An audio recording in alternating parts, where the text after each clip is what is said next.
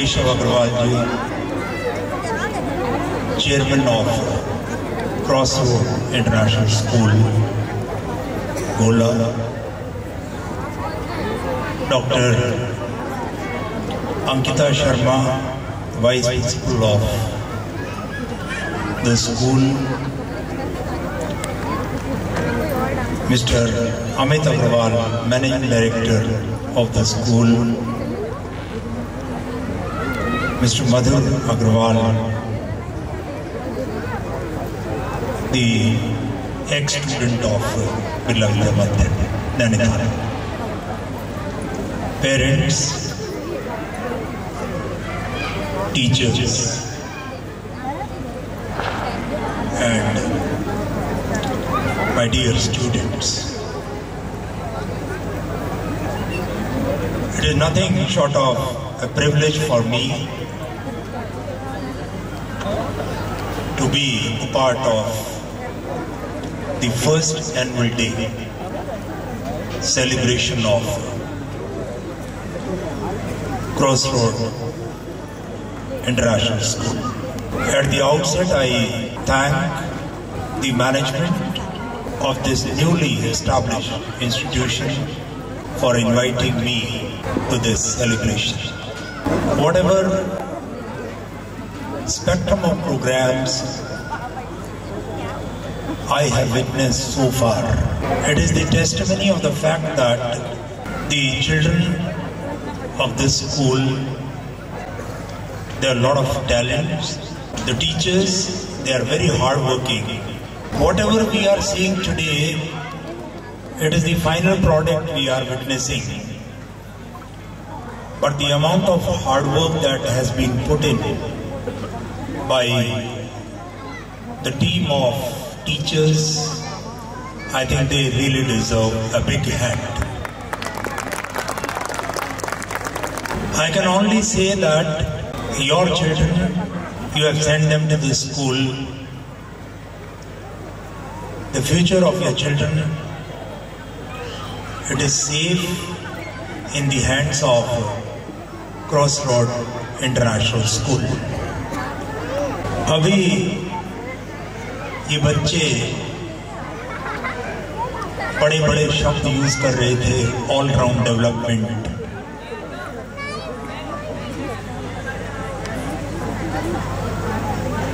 Chairman साहब ने संस्कारों की बात की।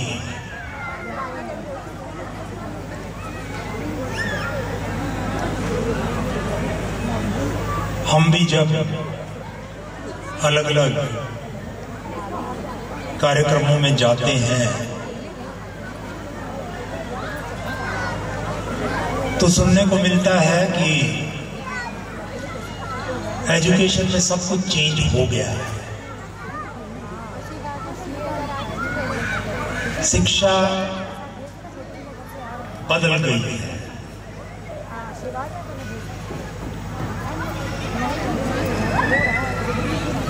मुझे शिक्षा क्षेत्र में काम करते हुए 36 साल हुए हैं और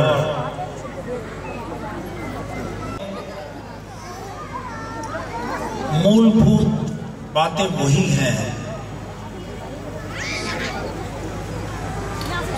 जिस भी स्कूल में पेरेंट गार्जियन अपने बच्चों को भेजता है वो बड़े विश्वास के साथ अपने बच्चों को भेजता है। उसके बाद जो शिक्षक शिक्षिकाएं हैं उनका कर्तव्य है कि उन बच्चों की देखभाल वो अच्छे से करें,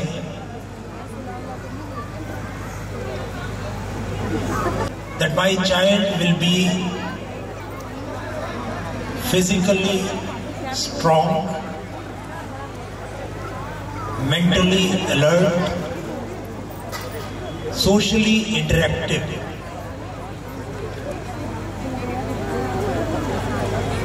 Emotionally and spiritually, the child will be stable. अगर ये 5 चीजें किसी विद्यालय ने आपके बच्चे के व्यक्तित्व में दे दी, तो मेरा ऐसा मानना है कि स्कूल ने अपना काम कर दिया। पहले 10+2 कहते थे हम, 10वीं के बाद 2 साल की शिक्षा।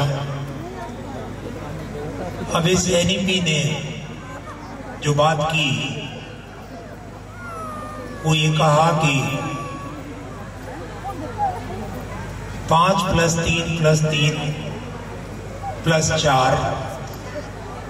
मैं इस गहराई में नहीं जाना चाहूंगा। इस नई शिक्षा नीति में जो मुझे मुख्य बात समझ में आई, वो ये आई कि बच्चों को क्लासरूम में कैसे पढ़ाया जाए, उसमें एक मूलभूत परिवर्तन किया गया।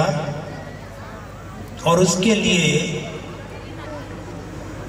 सरकार भी बहुत मेहनत कर रही है। जो एक्सपर्ट्स हैं उनकी टीम्स भी युद्ध स्तर पे काम कर रही हैं।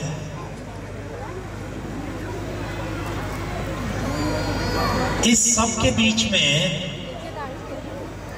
जो टीचर्स की ट्रेनिंग है, कौन सा विषय किस तरह से पढ़ाना है। इंग्लिश पढ़ाने का एक अलग तरीका होता है, गणित पढ़ाने का एक अपना अलग तरीका होता है, संगीत सिखाने का एक अपना अलग तरीका होता है। तो सबसे पहले सरकार ने ये डिसाइड किया कि किस कक्षा में किस विषय में क्या पढ़ाया जाए, और उसको लेके शिक्षकों के लिए एक नेशनल करिकुलम फ्रेमवर्क आया है, जिसको NCF कहते हैं। मैं ये बातें क्यों कर रहा हूं, क्योंकि यहाँ बहुत सारे शिक्षक हैं, बहुत सारे अभिभावकों में भी कुछ लोग ऐसे होंगे जो शिक्षा के क्षेत्र में काम करते हैं। उसमें उन्होंने ये बताया कि ये सिलेबस है, इस सब्जेक्ट को इस स्तर पर इस तरीके से पढ़ाना है। इसके लिए टीचर्स की ट्रेनिंग हो रही है। और मैं इस मंच से साझा करना चाहूंगा कि गवर्नमेंट ऑफ इंडिया ने आज ये छोटे बच्चे यहाँ पे अलग अलग तरह की परफॉर्मेंसेस दे रहे हैं। शायद इनको ये ज्ञान ना हो, बट हम बड़ों का ये कर्तव्य बनता है कि हम इन बच्चों को बताएं कि शिक्षित होना कितना जरूरी है और अच्छी शिक्षा से आपके भविष्य पर क्या असर पड़ेगा। आज के समय में जिस विद्यालय में मैं काम कर रहा हूं, बिरला विद्या मंदिर में, आज भी बच्चा अगर 10 बार टीचर को मिलता है तो वो 10 बार टीचर का पैर छू के उससे आशीर्वाद लेता है।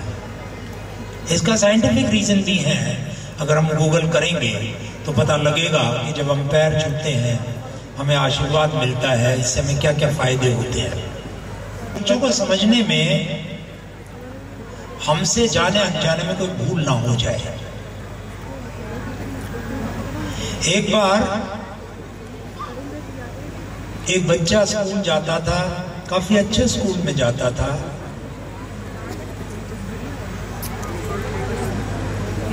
बार बार शिक्षकों के प्रयत्न के बाद, स्कूल एडमिनिस्ट्रेशन के प्रयत्न के बाद भी वो बच्चा पढ़ाई में अच्छा नहीं कर पा रहा था।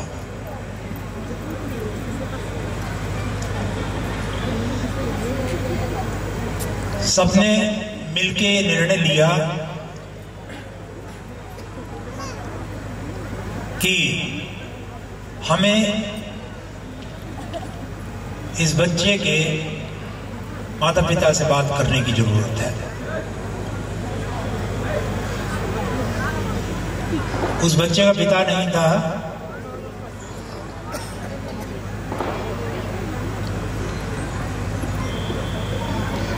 बार बार बुलाने पर मां जब नहीं पहुंच पाई तो एक दिन स्कूल प्रिंसिपल ने बच्चे को बुलाया छुट्टी के बाद और उसको एक लिफाफा, सील बंद लिफाफा दिया कि बेटा ये जाके आप अपनी मां को दे दीजिए।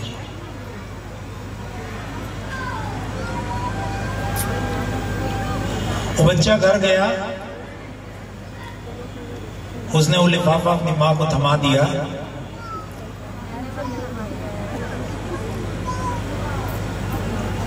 मां ने लिफाफा खोला, उसमें जो भी लिखा था पढ़ के बच्चे से कहा, बेटा पहले खाना खा ले। मां इसमें क्या लिखा है बाद में बताऊंगी, पहले खाना खा ले।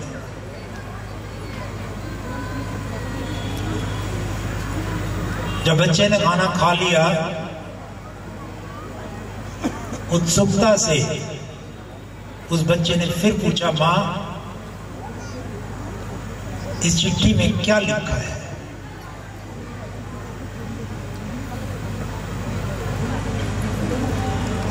पहले मैं वो बताऊंगा कि जो चिट्ठी में लिखा था। उस चिट्ठी में लिखा था कि हमारे लाख प्रयत्न करने के बाद भी आपका बच्चा कक्षा के और बच्चों के बराबर नहीं आ पा रहा है, इसलिए इस बच्चे को कल से स्कूल ना भेजें और अपने पास रखें।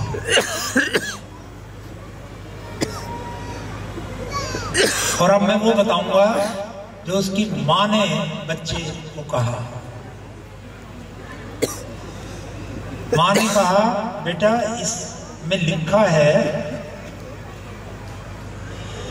कि आपका बच्चा जो है वो गिफ्टेड है, वो बहुत इंटेलिजेंट है और इसकी कक्षा के बाकी बच्चे इसके लेवल तक नहीं पहुंच पा रहे हैं।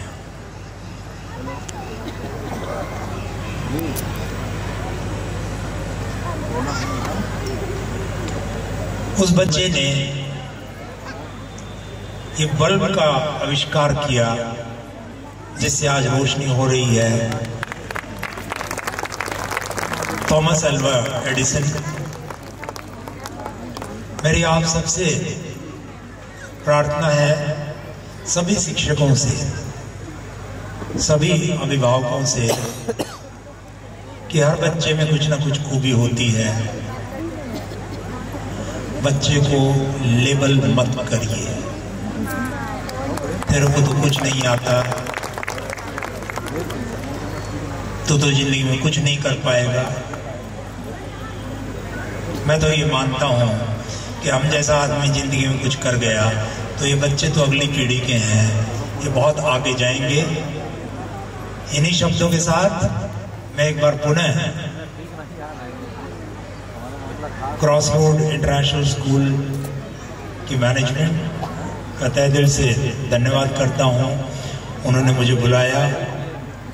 इन बच्चों की जो परफॉर्मेंस देखी मैंने अभी तक जो देखी है,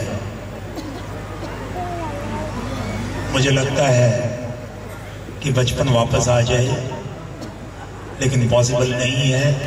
अब हम अपना जीवन इन बच्चों के थ्रू ही जिएंगे। जय हिंद, जय भारत।